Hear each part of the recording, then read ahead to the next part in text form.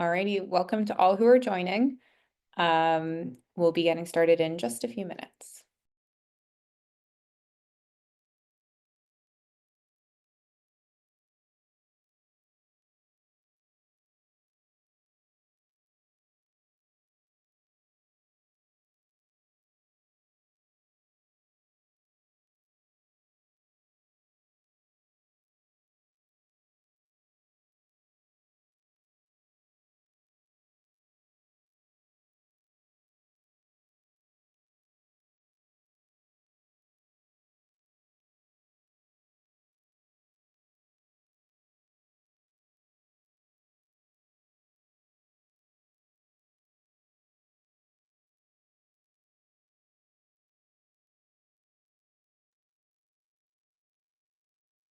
Alrighty, we'll go ahead and get started.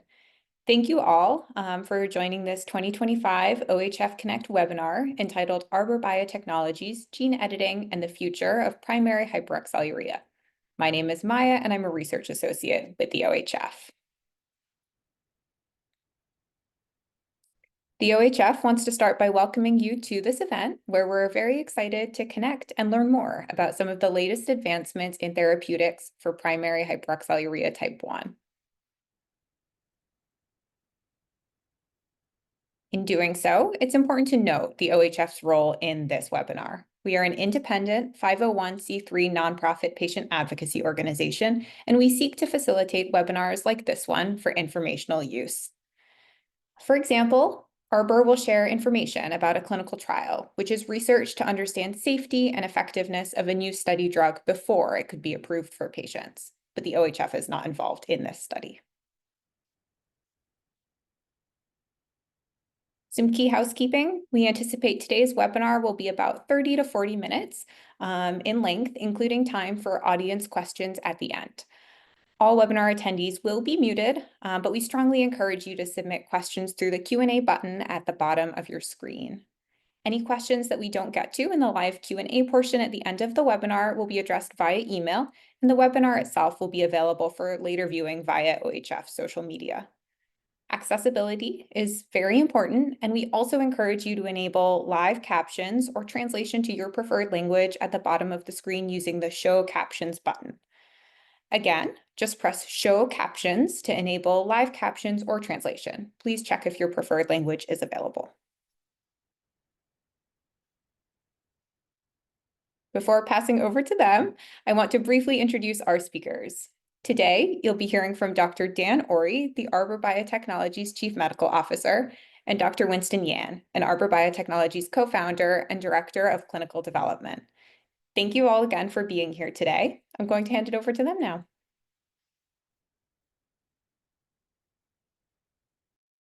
Thanks, Maya, for the introduction, and OHF for giving us the opportunity to speak with you.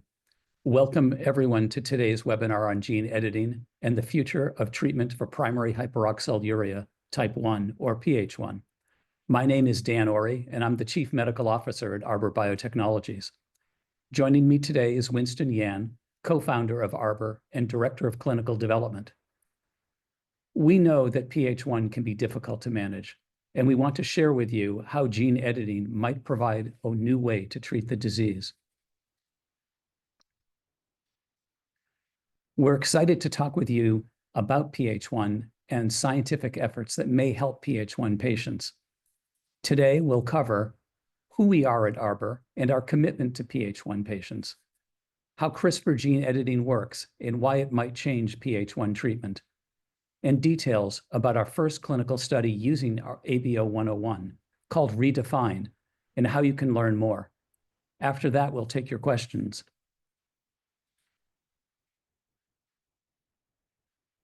Arbor Biotechnologies is based in Cambridge, Massachusetts, and is focused on developing genomic medicines for rare diseases. We were founded in 2016 by experts in CRISPR gene editing, and are now joined by others who collectively have decades of experience developing new medicines, including using CRISPR. We're dedicated to bringing new therapies to patients with rare genetic disease, in particular to patients with PH1, who have been the focus of our lead program. Before we get into the details of ABO 101, let's first learn more about CRISPR and explain some important terms that will help make this webinar clearer. CRISPR is a powerful tool that lets scientists carefully change the DNA of the body. Although this is a new technology to PH1, CRISPR has been used in other approved therapies and is in testing for other serious diseases. In many of these, CRISPR is delivered as a one-time treatment that can deliver a long-lasting effect. To understand exactly what happens with gene editing, let's step back and talk about a few important concepts. First, cells. Your body is made up of tiny building blocks called cells. There are many different types of cells in different parts of your body, but together they work to keep you healthy and active. Inside each cell, there is DNA.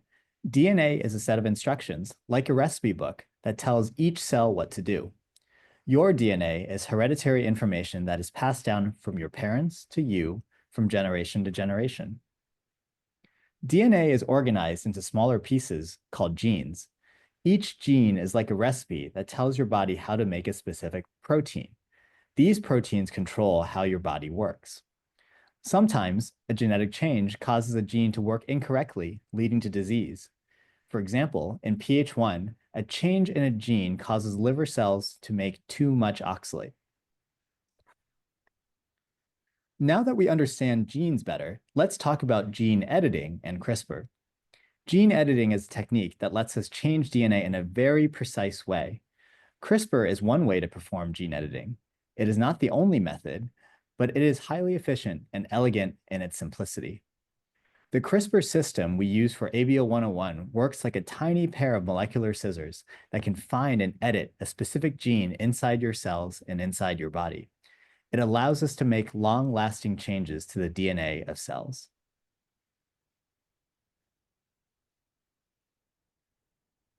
We are studying CRISPR gene editing for PH1 because we see a need for new treatments.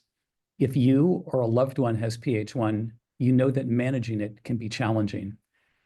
Treatment for PH1 has focused on reducing the amount of oxalate in the body, and recent approvals of siRNA therapies have significantly improved patient outcomes. However, many patients still can't get access to these new drugs, and all treatments must be followed for life, which continues to place a burden on patients. The only permanent solution is a liver transplant, but that comes with risks of major surgery and lifelong medication too. The application of gene editing to PH1 is aimed at providing a one-time treatment alternative. Let's take a look at how PH1 is currently treated and other investigational therapies are being developed. Right now, there are 2 FDA-approved siRNA therapies for PH1 in the US. Worldwide, only 1 siRNA therapy is available in Europe and in a few select regions. These siRNA treatments help reduce kidney injury by lowering oxalate production from the liver and require dosing with either monthly or quarterly injections for life. Other experimental treatments are being developed, including ABO 101. ABO 101 is an investigational therapy using gene editing. It is designed to make small, precise changes to a gene called HAO1. To understand how this is different from current drugs, we need to understand another molecule, RNA. RNA can be thought of as an intermediate between the gene and the protein. It carries the instructions from genes in the DNA to the part of the cell that makes the protein. It is essential in how instructions in a gene turn into a useful protein. The siRNA drugs act on the RNA. Gene editing works on the DNA, editing the instructions at the source. Now that we've covered how CRISPR works more generally, let's talk about the specific parts of ABO 101 and how it is given. ABO 101 is a potential one-time gene editing treatment that is being studied in people with PH1.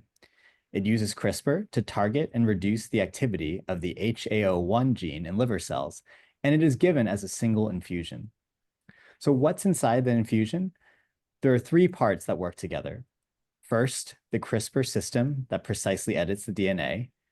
Second, a guide molecule that acts like a GPS to direct the CRISPR system to the HAO1 gene. Third, the packaging that brings the CRISPR system and guide molecule to the liver, where the gene editing happens. Now, how is ABO-101 given? It is given through a one-time IV infusion in a hospital. The infusion takes about 2 hours, and once inside the body, the treatment travels to the liver, where the CRISPR system is unpacked, finds the HAO1 gene, and makes the edit. Once the edit is made, ABO-101 is cleared from the body. ABO-101 targets HAO1 because of its key role in oxalate production. In PH1, a change in a gene causes the liver to make too much oxalate. Too much oxalate can hurt the kidneys and cause painful kidney stones, and even cause the kidney to stop working. Gene editing of HAO1 is intended to result in a lasting reduction of oxalate, which may prevent kidney stones and kidney damage.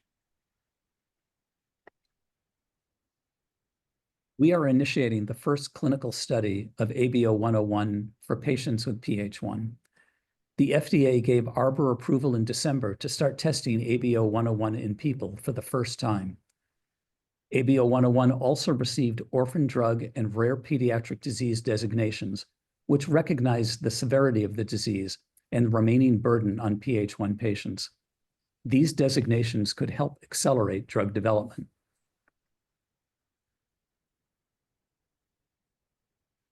Now let's go over the details of the study itself. Our clinical trial is named REDEFINE. This is the first study of ABO-101 in people. There is no placebo group, which means everyone who joins the trial will receive ABO-101. The trial is enrolling those who have confirmed genetic diagnosis of PH1, who are not actively on siRNA treatment, who do not yet have severe kidney damage, and who have elevated oxalate in the urine. The study is in 2 parts. Part A will be in adults ages 18 and older, where multiple doses will be tested to find a recommended dose that balances safety and how well the drug works. Only once we find that recommended dose in adults can we begin Part B. This is designed to include pediatric participants ages 6 and above. After the first 2 years, we will continue to check on patients for a total of 15 years to make sure that the treatment remains safe. This is required by regulators like FDA. The initial study will be enrolling a limited number of patients with the main goal to check for safety and how well the drug works. We'll track things like side effects, changes in urinary oxalate levels to see if the treatment is working, and the long-term effects on kidney function. We will be opening the first site in the US soon. If you're interested in learning more, including finding out if you qualify, here's what you can do. Scan the QR code on the screen to visit our patient page and be connected with our patient navigators. Or visit www.clinicaltrials.gov and search for ABO-101. Anyone interested should talk to their doctor to see if this study might be a good fit for you. Well, that's the end of our presentation, and I want to thank you for joining us. We really appreciate you being here and for your interest in our clinical program. Our goal is to make a real difference in people with PH1, and we couldn't do it without this community.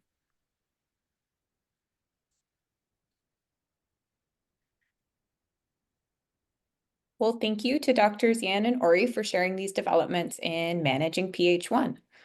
We want to make sure that we have some time for questions, and we want to start by answering some common questions first. One that's standing out is, where is this trial taking place and who can join? I can take that question. So the REDEFINE trial, as Dan mentioned, has been approved by US regulators, and we will be enrolling soon. The first site we'll have is in St. Paul, Minnesota. We are also working with regulatory agencies across the world to open sites in other regions, knowing that PH1 is a global disease. We will continue updating clinicaltrials.gov as well as that study website, which is in the QR code you have on your screen, with the latest information about our clinical trial locations. So the best thing you can do is actually have, if you are interested, scan the QR code on the screen, submit your information. That will then connect you with the patient navigator who will help you understand if you potentially qualify for the study. And then they'll connect you with the appropriate trial site, whatever is available at that moment.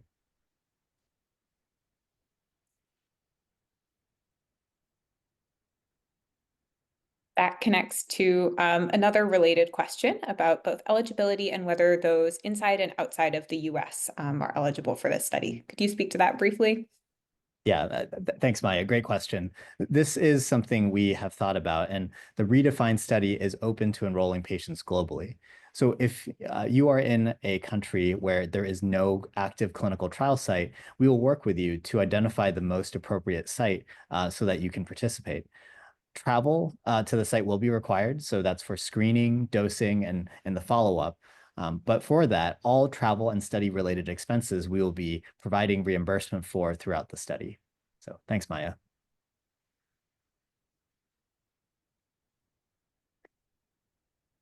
And then equally also related to that, questions from those affected by PH2 and 3. Are those patients eligible to participate? Is this a therapy that's available for those individuals? Right.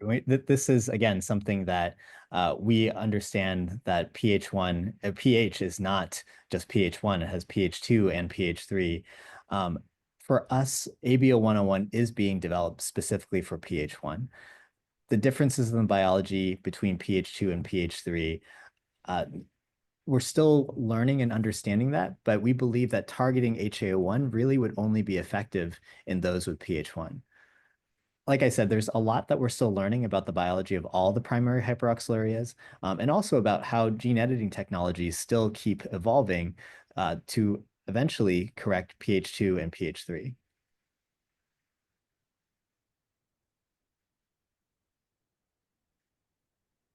Well, we're getting quite a few coming in here. We also want to make sure we touch on the study itself. For those who are interested or join the study, will they be sure to receive ABO 101? I can take that. Yes, there is no placebo group for this trial. This means that everyone who joins the trial will receive ABO 101.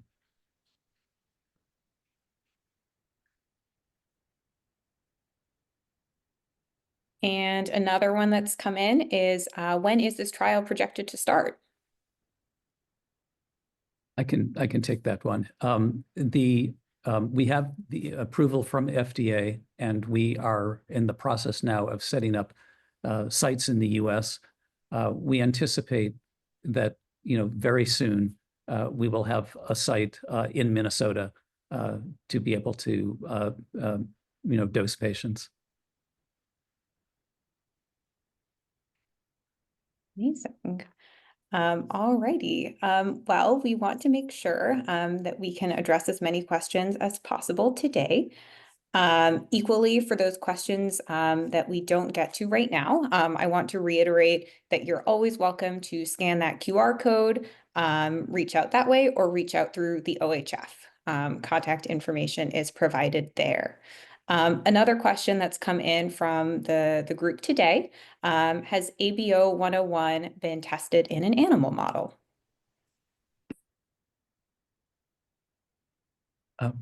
Winston, you want to take that? Yes, happy to. So ABO 101 has extensively been tested in animal models. And in fact, that's a part of the complete data package that we put together to submit to the FDA and other regulatory agencies around the world. And then there's animal models for different purposes. There's ones for seeing whether in a model of disease with the same genetic mutation, you're able to lower urinary oxalate. And then there's others that we do to look at the safety of gene editing, the components of gene editing that I described in a previous trial. So I hope that's sufficient detail to answer this question. This is certainly a part of our diligence that we've done prior to beginning any clinical study.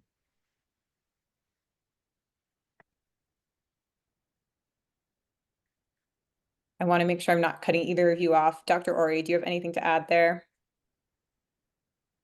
No, just simply to say that the work that we've done preclinically has been extensive and has really met, to the satisfaction of regulators like the FDA.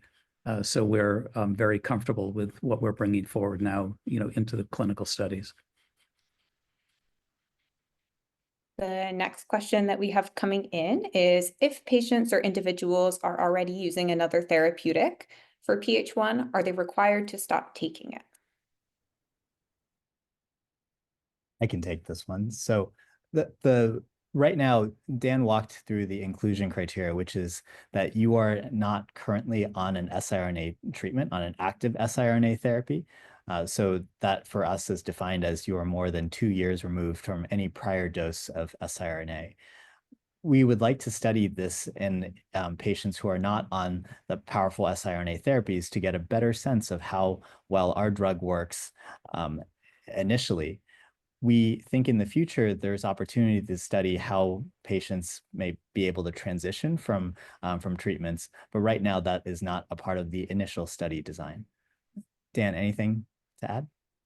No, I think maybe just to say that the trial is designed to study patients who either have not seen siRNA for 2 years or more, or are not on siRNA, but we do not have any intentions of asking people to discontinue, effective medicines in order to enter into this trial.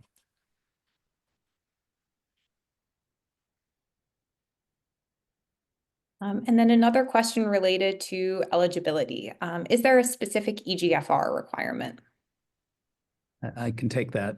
Yes, we are studying patients who have not yet had severe kidney dysfunction. So that means that we're looking at patients with EGFRs greater than 30 mLs per minute, or greater than or equal to 30 mLs per minute.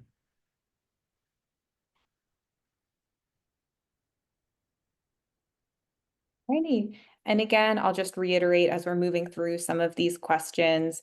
If we don't get to your question today, you're always welcome to reach out via that QR code or via the OHF. Again, an email is provided. Another question that we have coming in about this study is, why is there no placebo group in this trial? I can speak to that. Or Dan, would you like to? Oh, go ahead, Winston. Go ahead. So this is an early phase trial, and what we're evaluating is as the official trial designation, it's a phase 1/2. So we are looking at the initial safety as well as the early efficacy of it. Placebo groups have their use, and placebo groups are very important when often in later stage trials, when you're helping or have those randomization to really determine for eventual FDA approval whether something is working or not. For us, at this early stage, we felt it was important to evaluate how the drug acts in patients and make sure that there is an ability for all of those who participate in the trial to receive the study drug. Yeah, I think I could just add that the primary objective of this trial is to really study the safety and tolerability, of the drug. We will get important information about how well the drug works, but the primary goal here is safety in this initial study.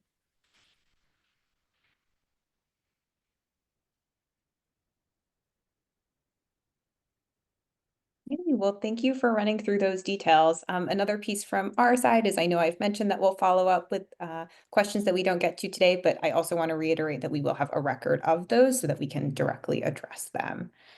As some of these last questions come in, I think that might be all that we have time for right now. But that will be the mechanism that we'll follow up through, and I will pass over to Drs. Yan and Ori for their wrap up. I mean, honestly, I'll start and say thank you so much for your engagement. This has been, you saw the questions. We've been trying to keep up and read and think on the spot, but we really appreciate this community's deep engagement. We appreciate all of the work that OHF has done for building approved treatments to date, and hopefully a path for gene editing in the future. So thank you so much. Yeah, I just want to reiterate my thanks to Maya and the OHF, for their support of allowing us to educate the community about gene editing and the new treatments, and to really give our thanks to the patient community for listening in today. And we look forward to engaging you further in the future. Thank you. We'll also just say thank you again. If you have any other questions, again, you're always more than welcome to reach out via the OHF itself. Look further using this QR code. And we're so grateful to all who have attended for their time, to Arbor for sharing these details, and for everyone for their questions today. Ultimately, however, what we really want to emphasize from the OHF is thank you to all for being a part of this community and for continuing to make a difference every day. We really couldn't do it without you all. Thanks again.